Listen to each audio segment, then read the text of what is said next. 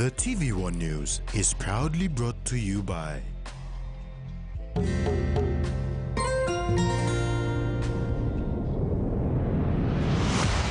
BSP, our bank, our people.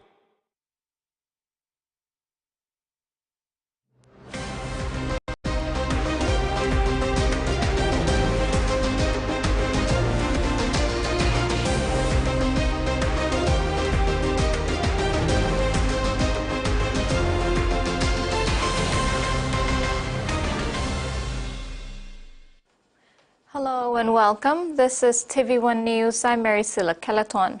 And I'm Rex Lita. I'll join you later with sports.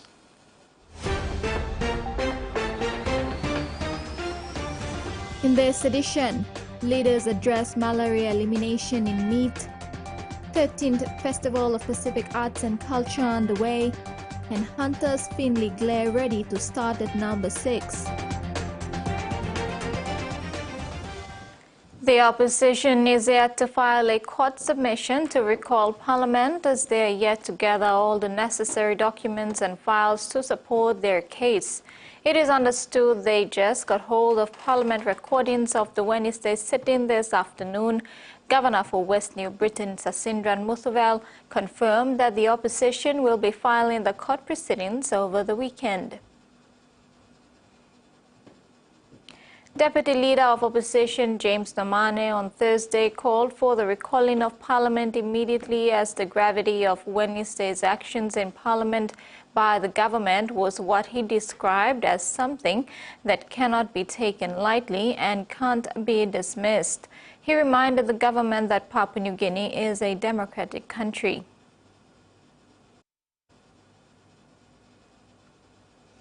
The 8th Asia-Pacific Leaders Malaria Summit on Malaria Elimination began with a ministerial panel discussion focused on committing to the 2030 goal strengthening regional collaboration for malaria elimination. Moderated by Lady Rosalyn Morauta, the discussion emphasized the region's goal to eliminate malaria by 2030, aligning with Sustainable Development Goal 3, good health and well-being. Lady Morauta highlighted the challenge of limited resources and competing health priorities, asking how integrated approaches could accelerate disease elimination efforts. The 8th Asia-Pacific Leaders Malaria Summit on Malaria Elimination held a ministerial panel discussion. Moderated by Board Chair of the Global Fund, Lady Rosalyn Morauta, the discussion tackled the urgent challenge of malaria elimination by 2030, aligning with Sustainable Development Goal 3, good health and well-being.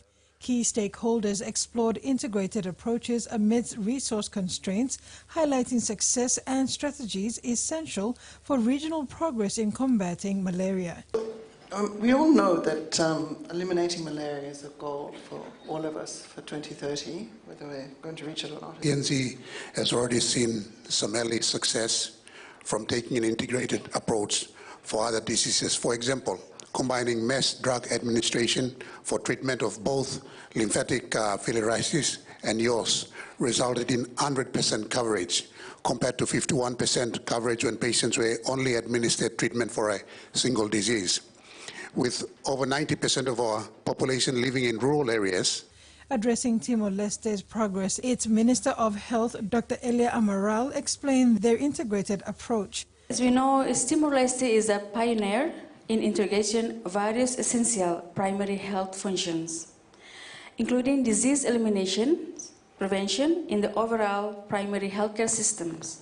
Country has showcased an excellent example of integrated neglected tropical disease surveys. Dr. Amaral emphasized the importance of comprehensive prevention, including distributing the insecticide-treated nets and conducting indoor residual spraying along borders. The country has strengthened surveillance and community engagement to prevent malaria reintroduction. She called for regional collaboration and continued efforts to achieve the goal of zero malaria by 2030. Carol Kidu Jr., TV1 News. At the panel discussion held on June 6th for the 8th Asia-Pacific Leaders Malaria Summit, health leaders addressed the urgent need to prioritize last-mile disease elimination efforts amidst limited resources and competing health priorities. During the panel discussion at the 8th Asia-Pacific Leaders Malaria Summit, health officials examined the pressing need to prioritize last-mile disease elimination efforts amidst limited resources and competing with health priorities, with Solomon Islands Minister for Health and Medical Services, Dr. Paul Bosawai, offering insights into the nation's comprehensive strategy for eradicating malaria. Lady Roslyn Morauta, chair of the Global Fund Board, questioned how integrated approaches could accelerate disease elimination and improve health outcomes. In responding to her question, Dr. Bosawai shared insights from the nation's efforts. First, we need to define the integrated approach, which focused more on the vector control. And the vector control plus the epidemiology of the mosquito parasite, and then looking into the human behavior. And when we look into these three complex issues, then we try to address this by launching our roadmap in 2018 to focus mainly on eliminating malaria by 2030. This roadmap is an inclusive one to which we involve the whole government as well as involve the societies around Solomon Islands. But we also want to make this roadmap integrated into the educational system to which our children should learn the concept of malaria eradication in schools. Despite these efforts, prioritizing malaria has been challenging due to competing interests. Dr. Bosawai emphasized the need for healthy community initiatives, enhanced health-informed information systems, and improved information and communication technology for efficient supply chain monitoring and surveillance. We want to rebalance the decentralization and more on balancing the integrated approach and as well as the vertical approach. One of the challenges that we noted is in the past, if you see our historical data on the 2023, we have declined in terms of our annual parasitic incidents. It decreases from 200 to 30, but then it spikes again. One of the things in which we see is to address the human parasite. He called for diversified funding beyond the Global Fund, urging more partners to join the malaria elimination effort. Dr. Bosawai highlighted the benefits of shared knowledge and initiatives in the Melanesian region, proposing study sites, pooled expertise, and cross-border information sharing. He suggested that low-transmission areas like Solomon Islands, Western Province, and Bougainville could serve as models for malaria elimination. This discussion highlighted the complex challenges and strategic approaches required to accelerate malaria elimination in the region, emphasizing the need for integrated efforts, regional collaboration, and sustained commitment from various stakeholders. Carol Kidu Jr., TV1 News. You're watching TV1 News. After the break, Food Safety Day commemorated and study opportunities in India.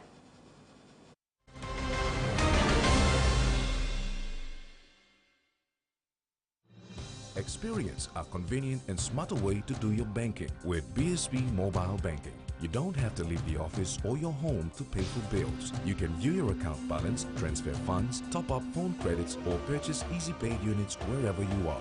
Visit your BSP branch today to register now for BSP Mobile Banking. BSP Mobile Banking, the smarter way to bank. BSP, our bank, our people. A true champion is measured by their courage, their determination, and their passion to never give up and to always keep trying. With a delicious Milo in milk taste and added nutrients, Milo in milk is a great way to fuel our little champions with nourishing energy every day. Because true champions give it their all. Milo, PNG and Mia. Find PNG made.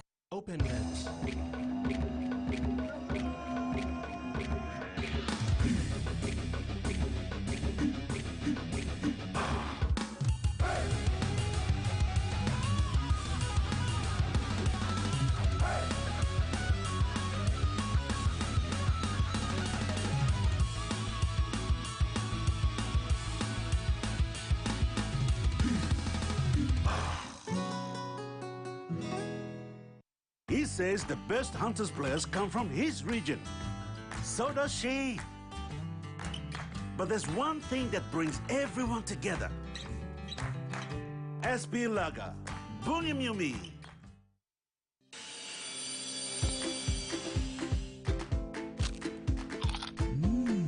Right across the nation, we eat snacks crackers.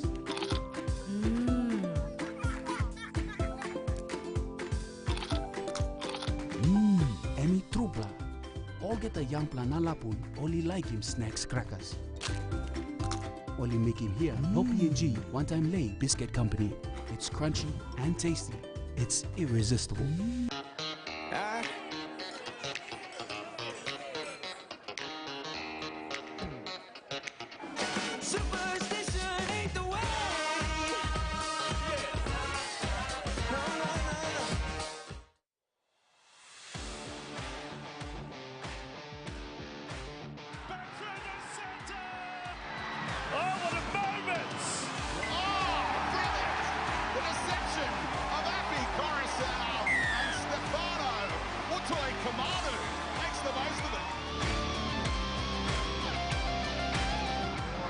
St George Illawarra lower the colours of the three-time champions.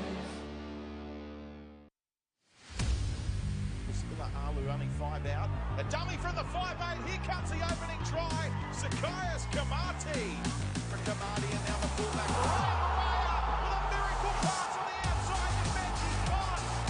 Played there for Valentine Richard. Chance here in the corner as the Clydesdales converge. One little flick pass out the back to Nima, and they're in again.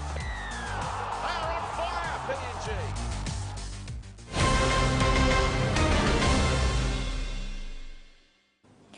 Welcome back. Established in 2018 by the United Nations General Assembly, the World Food Safety Day has been commemorated every year since on the 7th of June. In recognizing the significance of the day, a conference was held at the APEC House in Port Moresby on Thursday, bringing together the World Health Organization, Food and Agriculture Organization, National Department of Health, and the Department of Agriculture and Livestock. The 2024 joint FAO and WHO World Food Safety Day campaign, officially launched today, entails the theme as Food Safety, Prepare for the Unexpected. The campaign will explore issues around unexpected food safety incidents that can occur even when we have all played our part to keep food safe. Such incidents can be as simple as a power outage at home and the subsequent challenges in storing food safety. On the other end of the scale, international food safety alerts involve contamination or potential contamination within the food supply, the origins of which have to be identified as quickly as possible to avert an outbreak of illness. In such situations, data collection and rapid information exchange across borders help to prevent the spread of foodborne disease.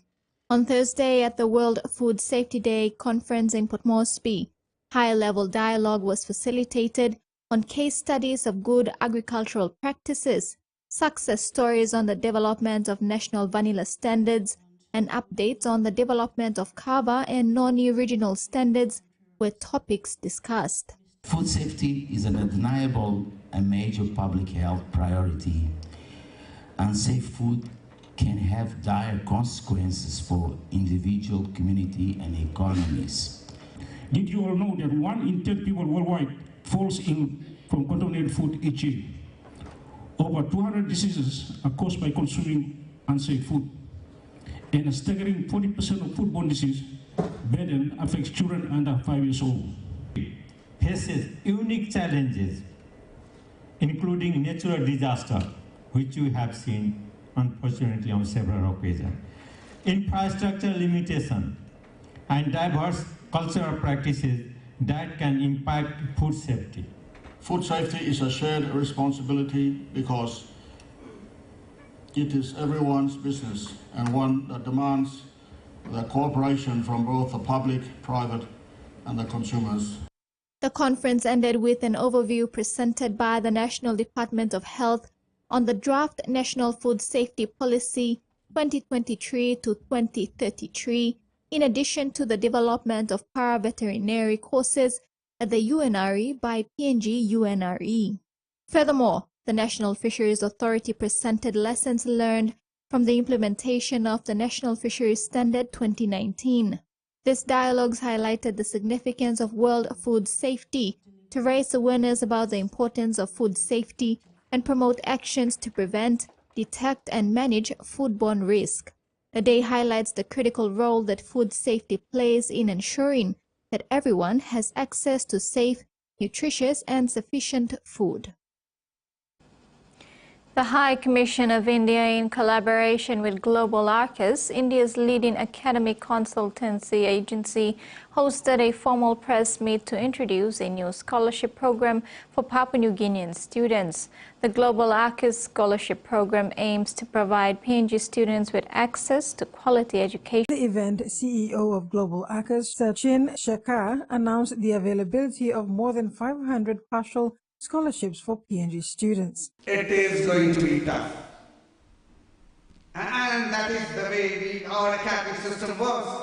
That is the reason why we are having the second largest education system in the world. Second, having the second largest education system of the world, you will get the quality of education. The scholarships cover hostel fees, sponsored flight tickets, and medical insurance provided by Global Arcus. Indian High Commissioner to Papua New Guinea, Sri Invaseka, was present to give an address to the youths. Indian High Commission wants to focus on education and health. This is one of the priority sectors. And why is that? Because India and Papua, we both are developing countries and we need quality support in terms of human resources. Why? Your Prime Minister James Marape and your Papua New Guinea leadership is talking about Papua New Guinea becoming the richest black Christian nation on the face of earth in the next few years or decade. You cannot achieve that unless your manpower is strong. Without human resource, how can you? Your country is blessed with resources. The manpower should be trained to be able to exploit the resources sustainably. I am using the word sustainably. So that you develop it and pass it on to the next generation. The scholarships are available for all levels of study, including diploma, bachelor, master, and PhD programs. Kaukidu Jr., TVWAN News. And now the finance news. The kina closed lower at $0.2606 in the interbank market. At Bank South Pacific, Kaukina was buying $0.2531, $0.3765 Australian dollars, $0.2247 euro, and 39.09 Japanese yen. Looking at commodity prices at New York all closed higher except copper closed lower. And on the stock market, the Dow Jones closed higher, ASX closed higher, and all ordinaries closed higher as well. TV1 News continues when we return. Stay with us.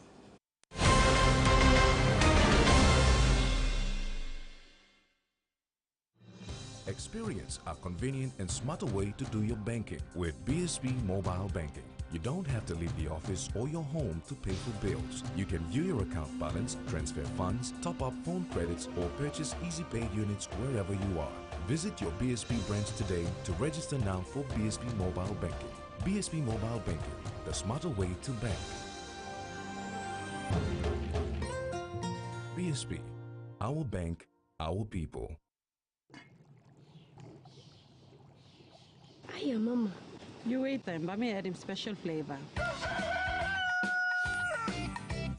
Put in more flavor, put in more taste.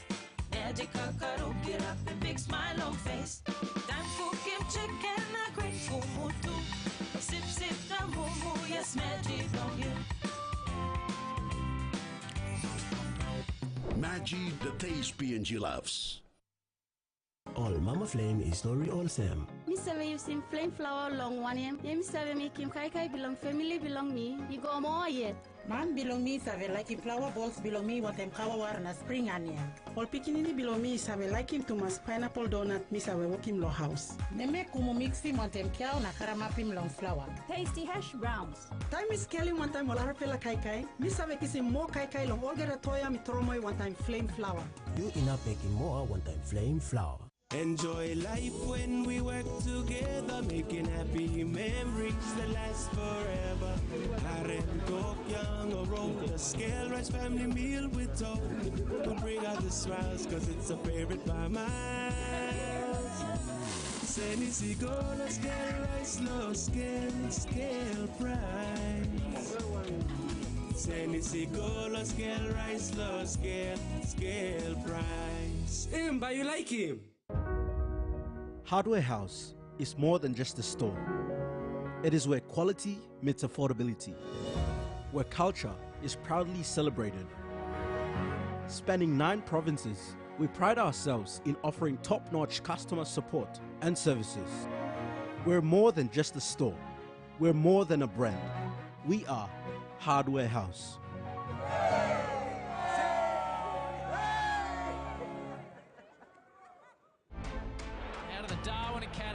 Make it 2 in a row for the Gold Coast Suns. And does a backflip. Unbelievable celebration. You'll see it in a moment.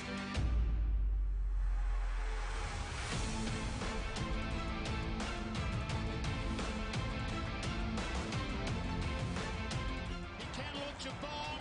He does launch a bomb all the way home.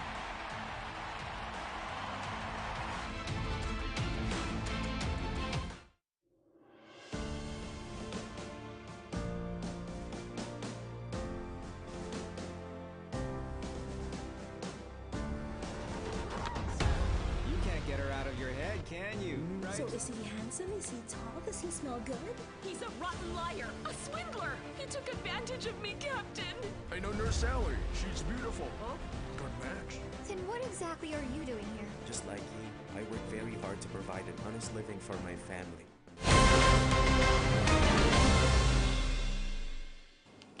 Welcome back. To overseas, wa'a from across the Pacific sailed into Hawaii Kauloa Regional Park at dawn on Wednesday in a ceremony ahead of the official start of the Festival of Pacific Arts and Culture. As daylight broke in Hawaii, wa'a, also known as va'a or vaka from across the region, including Hawaii-based voyaging canoes like the Hokulea, arrived in a nod to centuries-old Pacific voyaging and wayfinding traditions. For some of these wa'a and their navigators, it was a momentous occasion after spending up to 25 days at sea to travel across the Moana, the Pacific Ocean, for the 13th Fest Pack. A small delegation from each country was formally welcomed to the island. For some who had arrived earlier, it meant they were sent off from the shores of Kualoa to sail back. In the captivating ambience of Honolulu, Hawaii, the 13th Festival of Pacific Arts and Culture is presently captivating audiences with a vibrant showcase of cultural richness and diversity. Set against the stunning backdrop of the Pacific Ocean, the festival has turned the islands into a bustling center of artistic exchange and celebration. Dancers from various Pacific islands bedecked in splendid attire have taken center stage, their movements weaving a spellbinding narrative of grace and tradition. It's the 13th Festival of Pacific Arts and Culture. Among the standout performances, Papua New Guinea's cultural ambassadors delivered a breathtaking presentation of the unique traditional customs, leaving the audience in awe as they entered the arena during the opening ceremony. Representing Papua New Guinea, 3 distinguished sing-sing groups hailing from Morobe, Central and Chimbu provinces are set to illuminate the festival with the beauty of PNG's cultures and traditions. Alongside captivating performances, these groups will showcase their expertise in bilum and basket weaving as well as visual arts, offering a glimpse into the rich tapestry of Papua New Guinean heritage. Anslom Band is set to perform at the festival, with the rehearsals going smoothly at Thunder Studio Hawaii. Team PNG's schedule includes performances at various venues including Wynwood Mall, Festival Village Stage at the Hawaii Convention Center, and the famous Waikiki Beach Walk. A contingent of 120 Papua New Guinean delegates graced the opening ceremony, joining fellow delegates from Fiji, Palau, Northern Marianas, Guam, Niue, Norfolk Islands, and New Zealand. Together they are residing at the University of Hawaii at Manoa, fostering cultural exchange and camaraderie among the Pacific nations. During the grand opening, tokens of respect and appreciation were exchanged, underscoring the significance of Papua New Guinea's participation at the 13th Festival of Pacific Arts and Culture in Honolulu, Hawaii.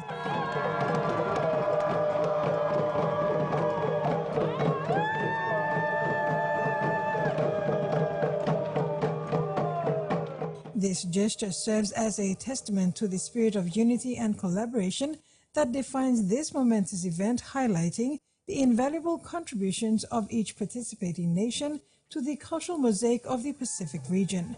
Carol Kidu Jr., TVWAN News. Indonesia's Mount Ibu volcano erupted twice on the eastern island of Halmahera, spewing lava and light in flashes. The 1,325-meter volcano on the eastern island of Halmahera erupted twice on Thursday, said an official at the country's volcanology agency, PVMBG. The second eruption lasted 2 minutes, shooting volcanic ash as high as 1,200 meters as clouds of gray ash billowed into the sky. Authorities have evacuated 7 villages nearby since May 16, but no new evacuation was planned after the latest eruption. Indonesia sits on the geologically active Pacific Ring of Fire and has 127 active volcanoes. $250 million cost of living relief package is the centerpiece of this year's South Australian budget. Treasurer Stephen Mulligan has handed down the Labor government's third budget, confirming another surplus accompanied by a sharp rise in debt. Well, it comes as no surprise that housing, health and cost of living relief are the centrepieces of the 2024-2025 South Australian state budget handed down in Adelaide today. Premier Peter Malinauskas announced $266 million towards cost of living relief, but not for everyone. The Premier and Treasurer Stephen Mulligan made no apologies for it going to the most vulnerable, including pensioners, families and those on low incomes. That affects about 1 in 4 households here in SA and features a $243 one-off concession payment. South Australia has been experiencing high demand in its health system over the past week and is still in a code yellow with elective surgeries cancelled. The government will try to rectify that with a $2.5 billion investment, including throwing more funds at helping to ease ambulance ramping. And there'll be help for first home buyers. They won't be required to pay stamp duty on new builds. All up, the state recorded a $306 million surplus, but debt is projected to reach more than $44 billion by 2027-2028. Meantime, soaring rents are forcing some to leave their homes in Western Australia's Pilbara region. In the Pilbara, iron ore, gas, hydrogen and solar power are all being expanded here. Life is good for those employed by resource industries, but the boom has a downside. $750. Deborah Duff's rent for her 3-bedroom home has just climbed to $950 a week, and the single parent has decided to leave Karratha. It's so hard on people, everyday people, normal people, you know, people that don't work for the big mining companies. In 2018, the median weekly rent in Karratha was $470 a week. By the end of 2023, it had jumped to $1,100, an increase of more than 130%. We were originally paying $979 a week, and we received a lease agreement saying that the rent had gone up to $1,850 a week, and when we first saw it we actually thought it was a typo. David Murgatroyd has experienced rental boom and bust cycles in Karratha for over a decade, but he's shocked by the latest increases. Housing pressure is exacerbated by the fact most homes are owned by mining companies. Of all the houses in Karratha, only 26% are owned by people like myself, mums and dads. 74% is a mining investment. Locals are calling for creative solutions to ease the pressure on housing, like having modular homes built in Perth and sent to the Pilbara. And then bringing it up and putting it together as like a Meccano set would be certainly a next step to try and reduce the cost. With imminent plans for $37 billion worth of new resource projects in Karratha, there's a race against time to build enough homes to house a rapidly expanding workforce. Time Deborah Duff doesn't have. So many people leave Karratha because of, you know, the situation they're put in. Billion-dollar projects with a high cost for renters. At the recent Beef Week in Rockhampton, entrepreneurs competed to demonstrate an agricultural business idea with funding. The winner was a cow breathalyzer. We're a mix of farmers and scientists. Despite their differences, a common goal: to make the lives of producers and cattle easier, safer, more profitable or more environmentally friendly. Ideas ranged from low-tech, like these safety fencing panels. This product is 100% recycled plastic. To high-tech, like this cow breathalyzer. But I had zero idea I would end up working with NASA. From the 8 innovators chasing the judge's nod, Dr Bronwyn Darlington from Accent took home the $10,000. What is your product? We've invented a breath diagnostics technology that is able to collect breath from a cow, analyse it using sensors from NASA and predict pregnancy accurately from day 18 post-insemination. How much earlier can your device detect a pregnancy compared to somebody putting on a plastic glove? The vet standard is that an ultrasound really isn't possible for day 28.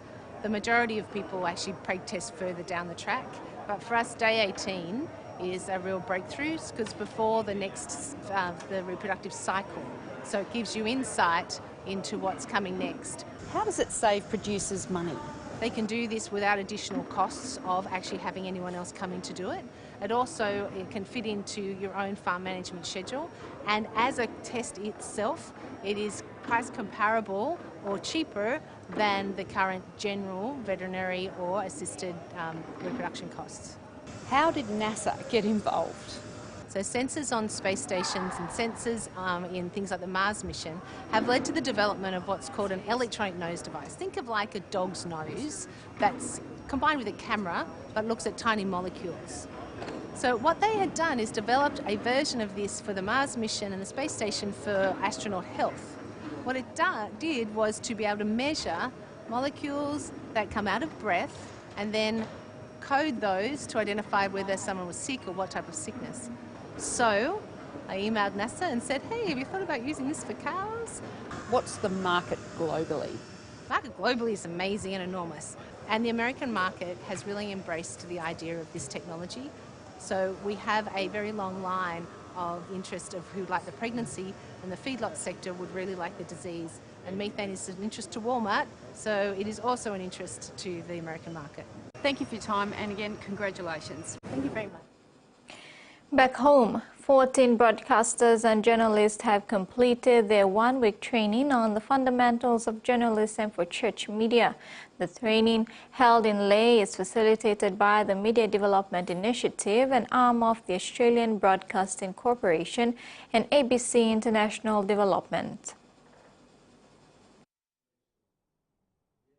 Staff from 8 church radio stations from the Highlands, Momase and Southern region completed their week-long training today on the fundamentals of journalism and public interest.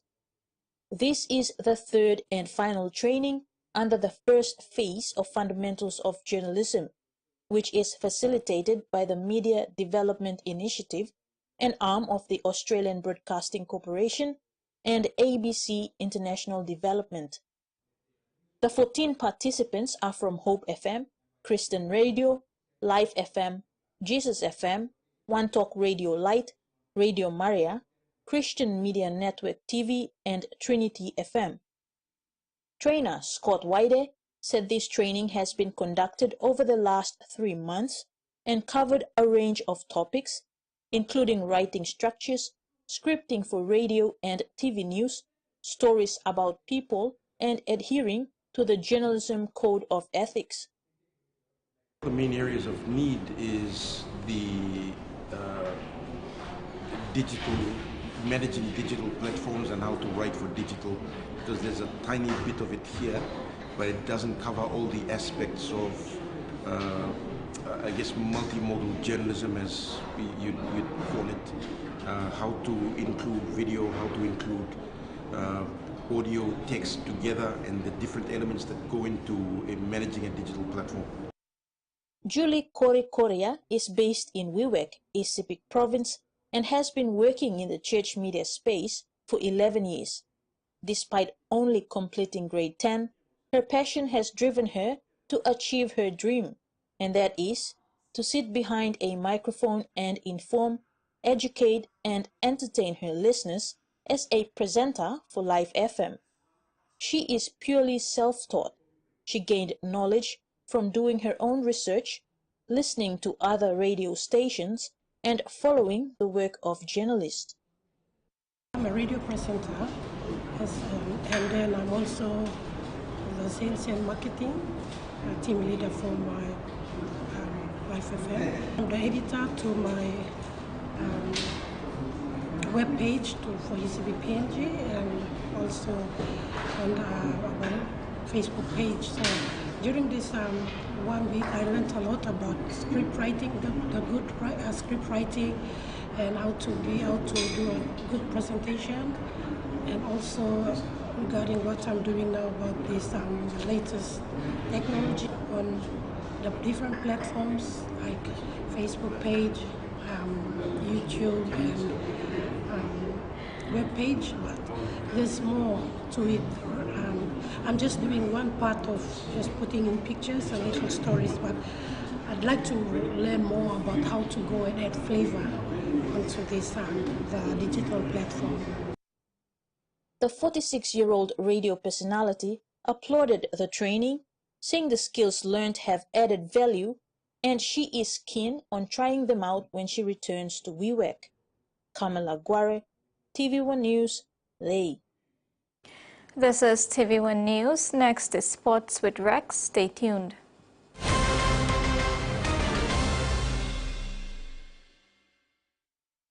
Hi, I'm Chef Jules Hennow, and this is where my true inspiration for cooking started.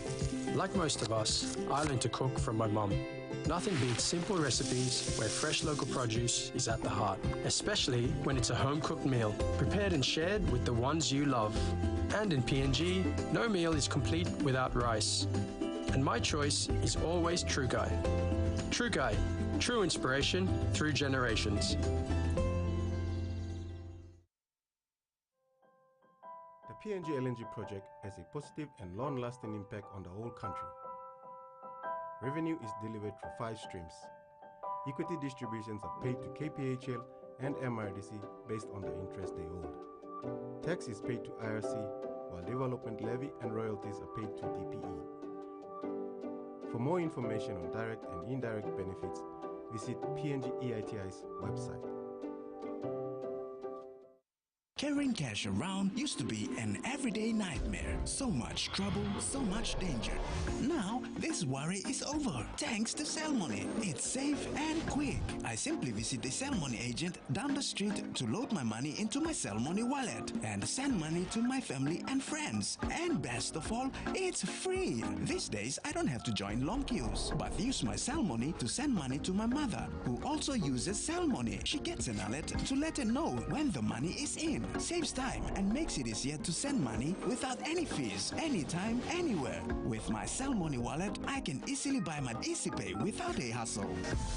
Cellmoney, do it all with Cellmoney.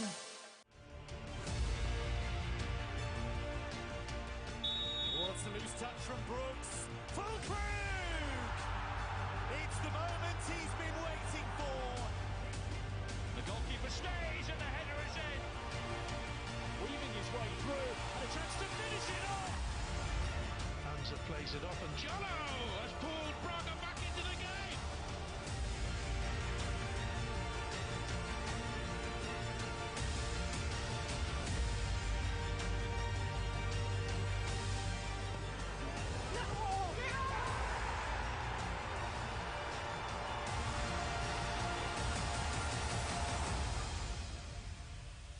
This This is sick. What are you getting us into? See? It's easy.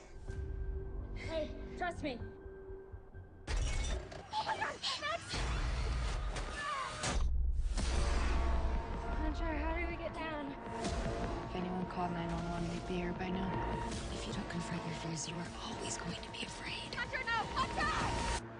Fall, premiere Saturday, 9 p.m. on Warner TV. What? Sanju, what? Vedant, what's Sanju over there? Can you tell me, Dr. Vedant? Can you tell me who would ever choose to accept a woman that was abandoned on her wedding day? I'm the one who'll be married. So you did this for Sanju's sake?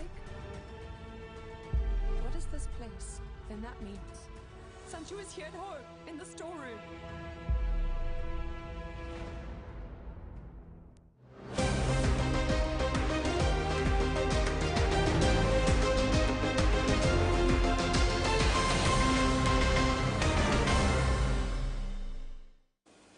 Welcome back.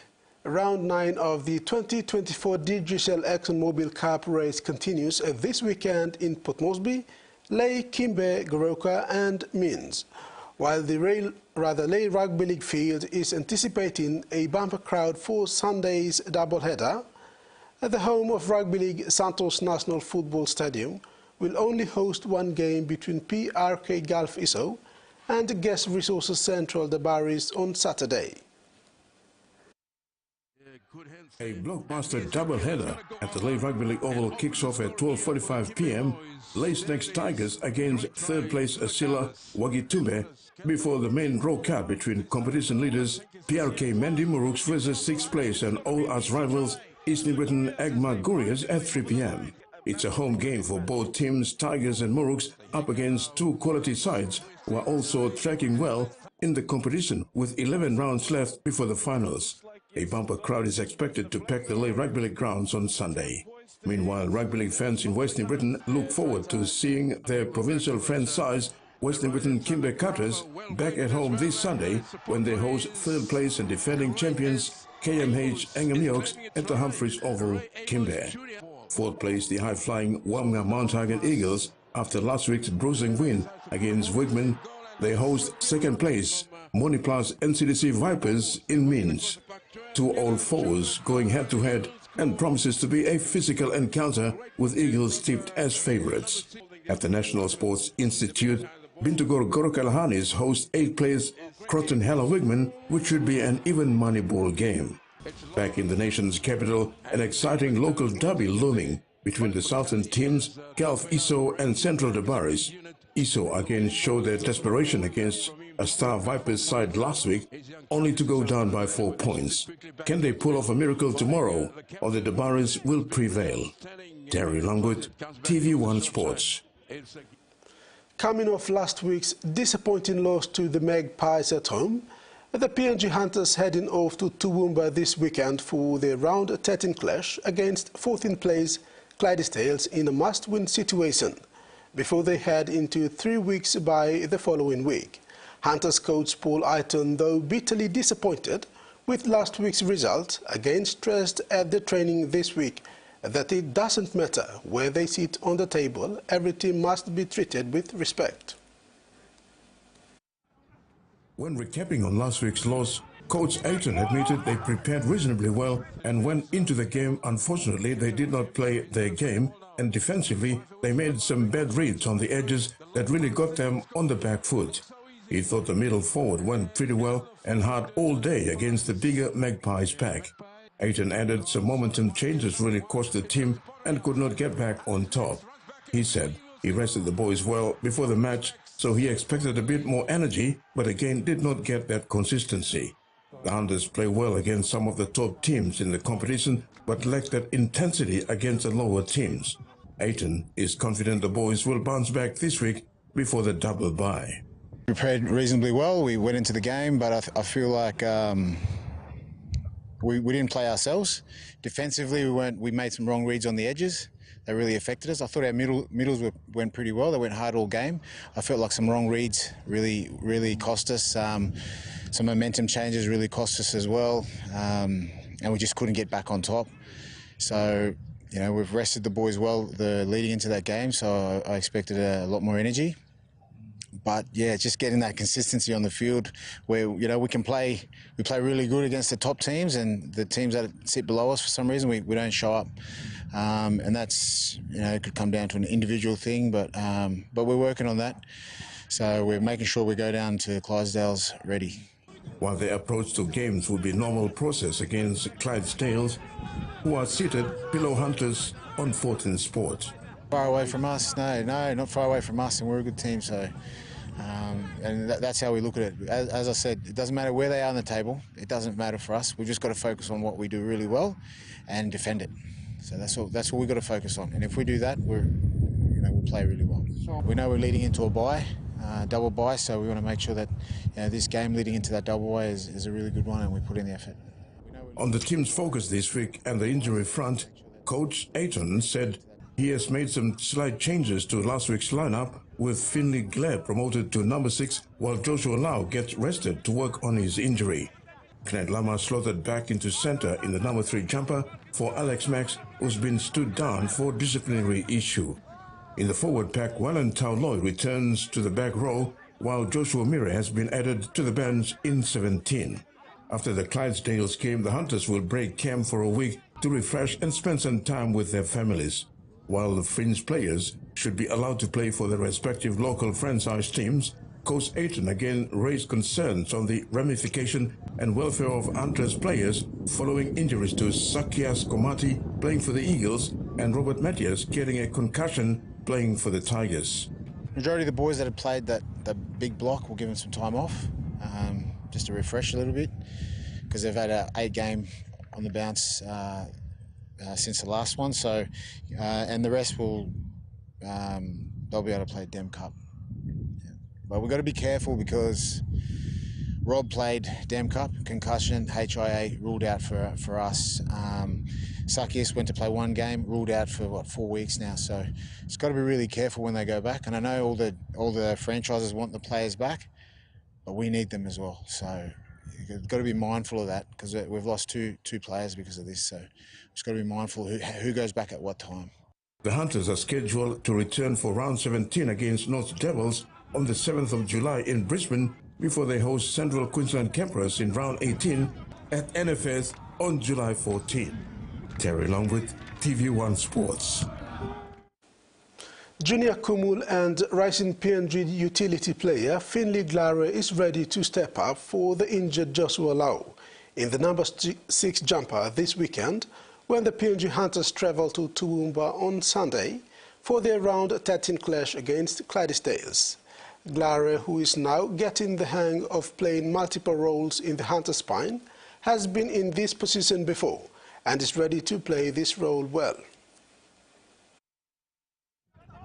Coming off the bench as Lau's backup has been tough for young Claire, especially when the Hunters are trailing on the scoreboard with high expectations to change and have some positive impact on the team.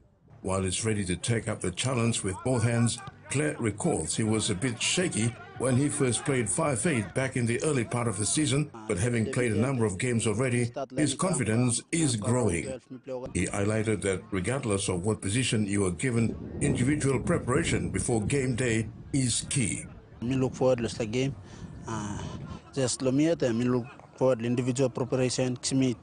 Off field something right, in field something right. So individual preparation, carrying game come forward. Reflecting back on his journey so far, Claire said playing off the bench has also built his confidence level and also helps in his development to sustain pressure, especially when they're trailing on the scoreboard and trying to play catch-up football. Start off come in as a debutant. Me start line come now I'm around 12. Me play over a game come, so yeah, me feel some confident level blow me go on top. So yeah. Stop off the bench now, come inside them. Time boys are trail behind them. Because the pressers come inside them, must get up now. Play catch up footy, so yeah. So come press up, but coach talk just take the process. Something I made the walk out, so yeah. Commenting on last week's loss, Claire said they have done their game analysis, especially on their defensive lapses, line speed, communication, player ID, and just sticking to the process. He said if they stick to their game plan and limit the errors, they should see some big improvements in this weekend's game. Yeah, last week lose Palmangi play, but the defense Mibla lack the defense line speed commander so I'm now coach Mibla go back and review. Coach looking for something Mibla need to line him the defense, communication, play ID and slagan so Mibla come inside now Mibla line him so I think Mibla will give improve this week game. Terry Longwood, TVWAN Sports. Prime Minister James Marape has emphasized that Papua New Guinea's bid for a team in the Australian National Rugby League must be based on merit and supported by the PNG corporate sector. The PM says it is to ensure the team's long-term sustainability. Mr. Marape, in a statement, would address any misunderstandings regarding PNG's NRL bid being contingent on support from Australian government aid. He stated that since the NRL is a business franchise, PNG's bid must also be treated as a franchise case.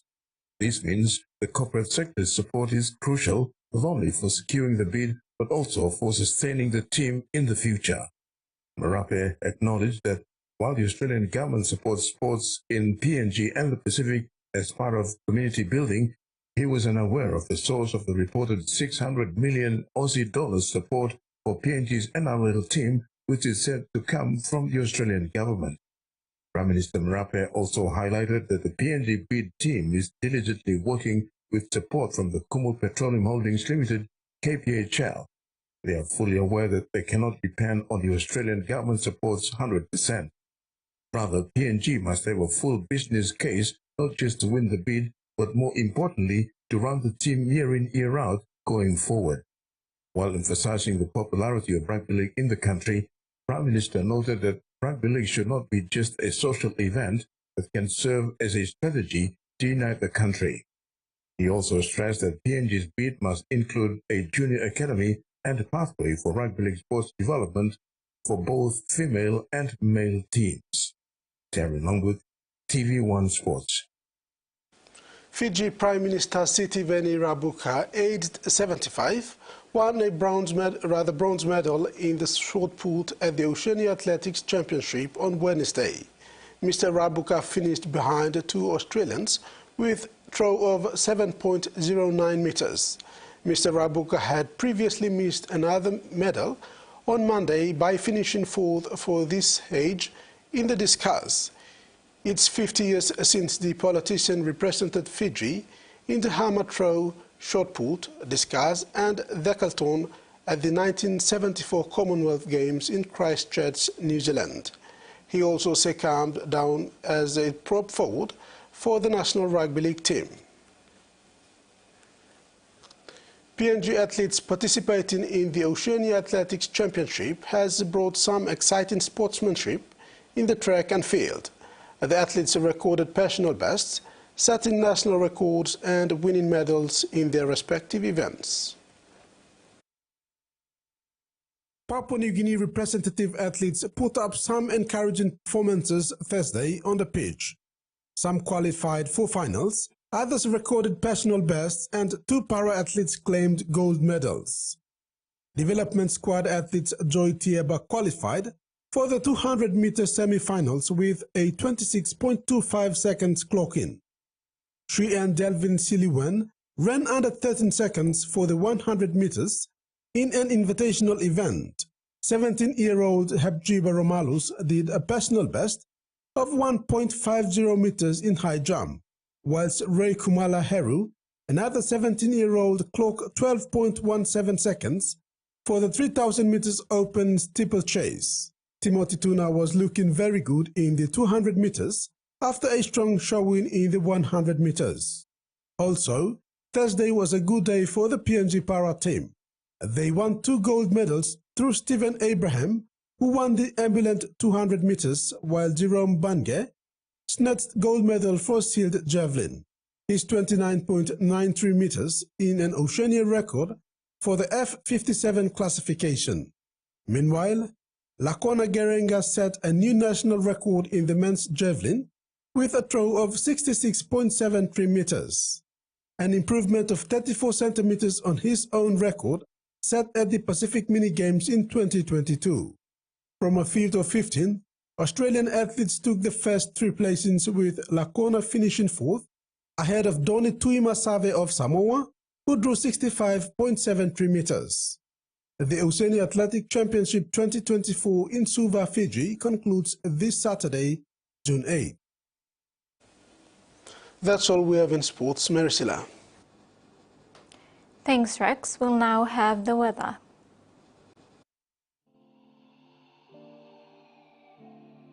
Port Moresby and Popondetta partly cloudy with possible few showers and thunderstorm. Alotau mostly fine to partly cloudy with possible brief showers. Ley mostly fine, partly cloudy. Wewak some showers and possible thunderstorm. All centers partly cloudy with some showers and possible thunderstorm, except Kavieng, partly cloudy with some showers. Mount Hagen, some showers with possible thunderstorm. Coral Sea, sees slight to moderate with southeast winds of 10 to 20 knots. And Solomon Sea sees smooth with south to southeast winds of 5 to 10 knots. Waters of southern PNG Indonesian border to Daru to Kiwai Islands, Kerama to Yule Island, Hood Point to Samarai Islands, seas 0.5 to 1.5 meters. And waters of Manus and its western group of islands, seas 0.5 to 1 meter.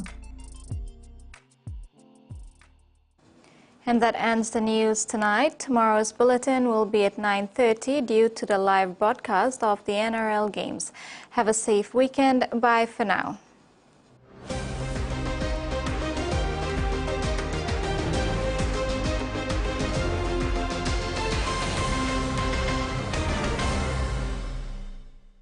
The TVWAN News was proudly brought to you by